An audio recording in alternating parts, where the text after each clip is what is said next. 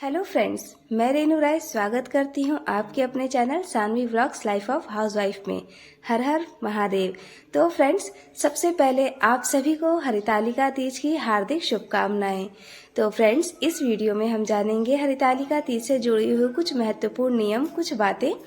तो friends, video शुरू करने से पहले अगर मेरा वीडियो आपको पसंद आए तो प्लीज़ मेरे चैनल को सब्सक्राइब कर दीजिएगा, वीडियो को लाइक करके बेल आइकन को प्रेस कर दीजिएगा ताकि मेरी किसी वीडियो की नोटिफिकेशन आप तक सबसे पहले पहुंच सके। तो चलिए शुरुआत करते हैं। तो फ्रेंड्स, इस बार की हरितालिका तीज पड़ रही है 26 तारीख को और दिन है मंगलवार। और जो लोग भी मतलब पहली बार हरितालिका तीज का व्रत करना चाहते हैं वो इस साल से कर सकते हैं, क्योंकि कोई मलमास वगैरह नहीं लग रहा है। हरितालिका तीज का व्रत सुहाग के लिए किया जाता है, पति की दीर्घायु के लिए किया जाता है, अखंड सौभाग्य के लिए किया जाता है। यह व्रत निराहार किया जाता है, 24 घंटे का यह व्रत होता है। तो फ्रेंड्स, एक दिन पहले ही नहाए खाए करना होता है। तो नहाए खाए के करने के समय आप जैसे कि सोमवार के दिन अपना बाल वगैरह धो लीजिएगा। जो मॉर्निंग में नहीं धोते वो इवनिंग में धो सकते हैं। और उसी दिन मतलब बैगन वगैरह, मसूर की दाल, ये सब नहीं खाना होता। और फ्रेंड्स, अपने शाम के समय पुआ पूड़ी पकवान भी बना देते हैं। और फ्रेंड्स, कितनी महिलाएं होती हैं कि जिनसे पूरे दिन का नहीं व्रत रखा जाता, तो वो शाम के समय पूजा पाठ के बाद भी जल वगैरह ले सकती हैं। तो मैंने तो कभी नहीं लिया है जल। जब मैं प्रेग्नेंट थी तो उस समय बस मैंने एक बार पूजा करने के बाद जल पिया था। तो अगर आप भी प्रेग्नेंट हैं तो आप ऐसा कर सकती हैं कि अगर आपसे नहीं रहा जाता प्रेगनेंसी या टाइम में तो आप भी जल पी सकती हैं पूजा पाठ के बाद। फ्रेंड्स, ये जो व्रत होता है महादेव का व्रत होता है और माँ पार्वती से ये प्रार्थना करते हैं कि हे माता रानी, हमारे व्रत को सफल बनाइए, अखंड सौभाग्य हमें दीजिए। भगवान से हमारी यही प्रार्थना होती है। तो फ्रेंड्स, मैंने अपने श्रृंगार का सामान कुछ नहीं खरीदा था, तो आज मैं जा रही हूँ शॉपिंग करने। मैं अब रेडी हो चुकी हूँ और मैं जा रही हूँ मार्केट तीज की शॉपिंग करने के लिए। और मार्केट में तो भीड़ बहुत होगी, लेकिन फिर भी अब तीज ज़्यादा दिन नहीं है तो शॉपिंग करना ज़रूरी है। और फ्रेंड्स, बीमार भी थोड़ी सी हूँ, तबीयत भी ख़राब है मेरी। देखिए कितना सारा तेल मैंने अपने सिर पर थोप रखा है अच्छे से, क्योंकि ना सिर दुख रहा था, सर्दी जुकाम का मौसम चल रहा है, व्रत करना है, दवाइयाँ भी खा रही हूँ। तो फ्रेंड्स, चलिए मिलती हूँ और देखते हैं क्या क्या शॉपिंग करके लाती हूँ और आपको ज़रूर तो दिखाऊंगी। फ्रेंड्स, व्रत वाले दिन आप अपने सिनोरा से सिंदूर जरूर कर लीजिएगा, बहुत ही अच्छा माना जाता है। इसके अलावा पैरों में बिछुए और पैरों में महावर जरूर लगा लें और हाथों में मेहंदी लगाना बिल्कुल ना भूलें। तो फ्रेंड्स, 16 श्रृंगार करके तब महादेव का पूजन कीजिए, गौरा माता का पूजन कीजिए और व्रत की शुरुआत कीजिए। तो हेलो फ्रेंड्स, आज मैं गई थी तीज की शॉपिंग करने के लिए। तो मैं बहुत भीड़ थी मार्केट में। सबसे पहले तो मैं ये बता दूं, इतनी ज़बरदस्त भीड़ थी आज मार्केट में कि पैर रखने तक की जगह नहीं थी। और मनपसंद सामान तो मतलब ले ही सकते थे, लेकिन अगर हम चाहें कि कोई कीमत कम करवा दे तो वो आज की बिल्कुल पॉसिबल नहीं था। तो फ्रेंड्स, क्योंकि आज थोड़ी मेरी लेट शॉपिंग हुई इस वजह से, तो आप देखिए मैं क्या क्या शॉपिंग करके लाई हूँ वहाँ से। तो फ्रेंड्स, ये है जो सामान आप देख रहे हैं, तो ये है दान करने वाला सामान।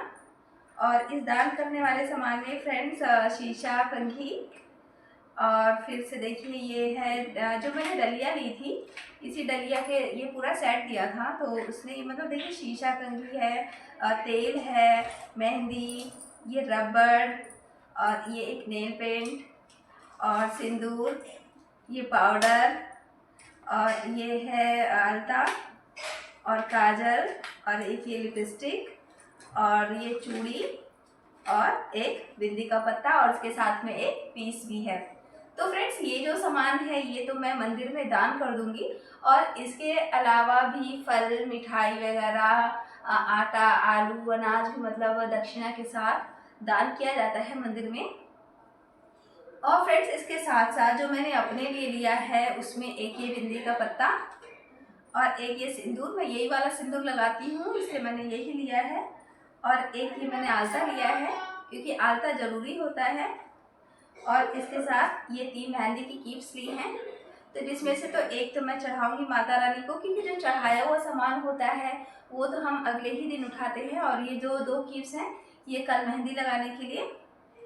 और फ्रेंड्स, इसके अलावा एक लिपस्टिक है, और इसके अलावा ये है चूड़ियाँ। तो फ्रेंड्स, ये तो है मेरी साड़ी की मैचिंग चूड़ियाँ।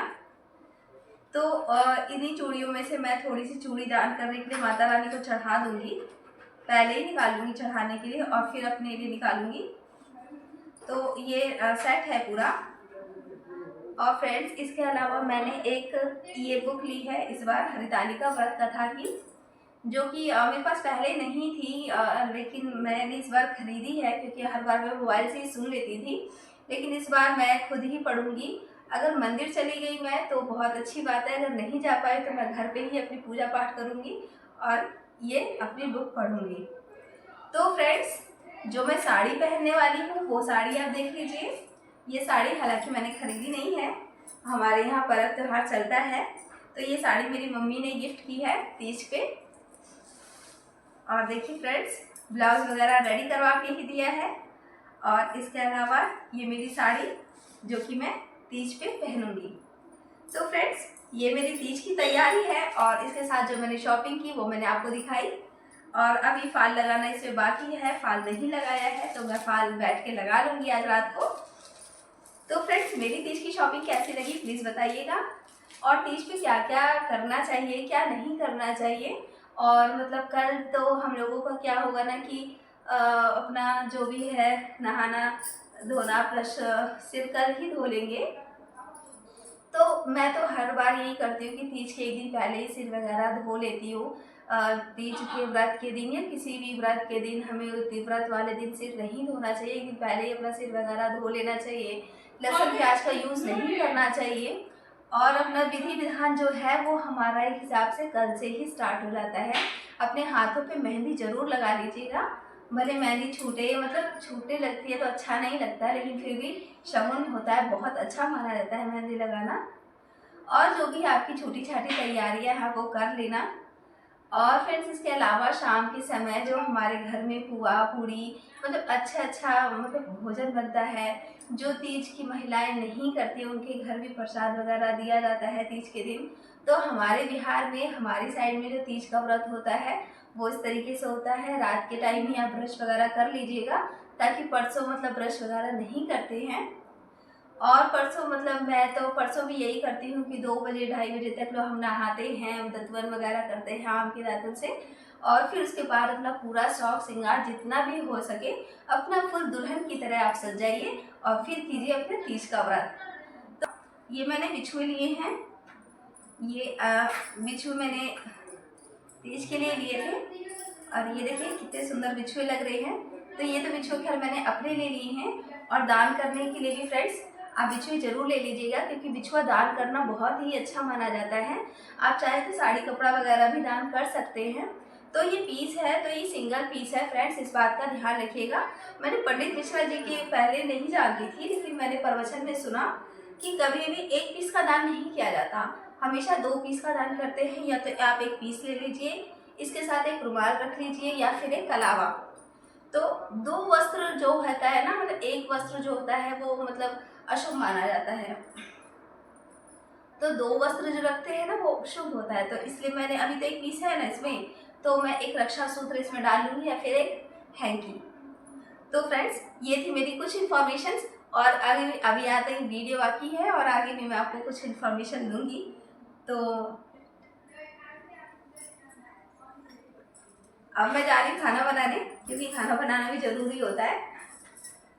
तो फ्रेंड, ऐसी बहुत सी जानकारी है जो अपनी आगे की वीडियो में अभी दूंगी आपको। तो फ्रेंड्स, पूरे दिन अपना बिना लहसुन प्याज के अपन भोजन वगैरह शुद्ध सात्विक भोजन करना है। और फिर रात को वैसे तो मैं 12 बजे के बाद जल पानी नहीं पीती हूँ, लेकिन कितनी महिलाएं होती हैं जो 2:30 से 3 बजे तक के बीच में पानी वगैरह ले लेती हैं, चाय ले लेती हैं, तो उससे भी कोई दिक्कत नहीं है। तो फ्रेंड्स, 12 बजे से पहले आप केला वगैरह खा सकती हैं, फल मिठाई वगैरह दही लेके अपना व्रत की शुरुआत कर सकती हैं। और जो फ्रेंड्स, पारण जब करना होता है तो पारण का कोई तो वैसे खास नियम नहीं है। कितनी महिलाएं सवेर के टाइम में अपना पूजा पाठ करने के बाद ही जल पानी पीती हैं। और अगर मेरी बात करें तो मैं तो 12 बजे के बाद, जैसे ही 12 बजते हैं 12:15 बजे के करीब में अपने पतिदेव जी के पैर वगैरह छू के पानी पीती हूँ, चाय पीती हूँ। और उसके बाद सुबह में पूजा पाठ करने के बाद ही अपना भोजन वगैरह लेती हूँ। तो फ्रेंड्स ये कुछ मेरी इन्फॉर्मेशन थी, कैसी लगी प्लीज़ कमेंट करके ज़रूर बताइएगा। आशा करती हूँ कि जो मैंने आपको इन्फॉर्मेशन दी वो आपको अच्छी लगी हो। तो मिलते हैं अपने अगले वीडियो में, और आज का मेरा ब्लॉग यहीं तक का था। कैसा लगा आज का ब्लॉग प्लीज़ कमेंट करके बताइएगा। तब तक आप सभी लोगों का बहुत बहुत धन्यवाद।